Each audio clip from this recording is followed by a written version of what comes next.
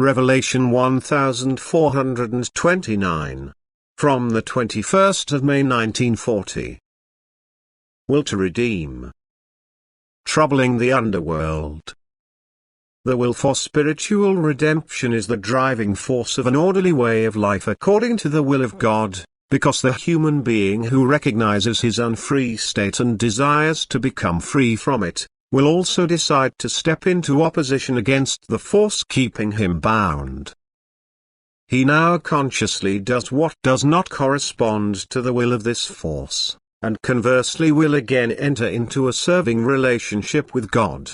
There is a quite pronounced clarity of thought in him, for the will towards spiritual redemption attracts spiritual power, which now clarifies man's thinking, and thus the way to liberation can be clearly shown to him. In the meantime, all auxiliary forces of the evil power will also try to prevent this striving for the height and will use all means for this purpose, because everything that escapes from them means for them a reduction, a diminishing of their power. Everything spiritual, therefore, wanting to escape from them, is now oppressed by beings of the underworld, and this oppression triggers a feeling of fear, doubt and inner distress. The purpose of the evil forces is that man should compensate for his oppressed condition by worldly thoughts and the fulfillment of worldly desires. And then the enemy has won the game, because he now ties up the soul of man anew, and the loosening from his power becomes more and more difficult.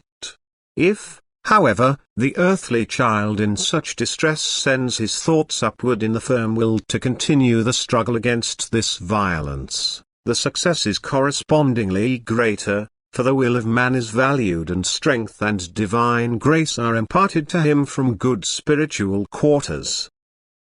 The spiritual turning point in the earthly life of man is always the moment of the most intimate contact with God.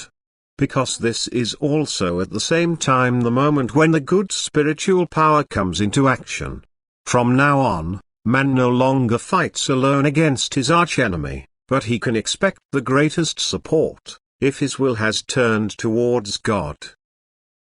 But man must always reckon with the hostility of the adversary, who will put obstacles of all kinds in his way to hinder or complicate his ascent.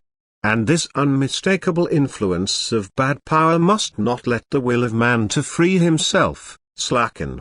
He has the antidote at hand. Intimate prayer to God for strength and grace. For such a prayer is heard by the Father in heaven, because love for him and the will to unite with him, makes the prayer rise up to him. Because if the child asks for help from the Father, he can be sure of all help. Amen.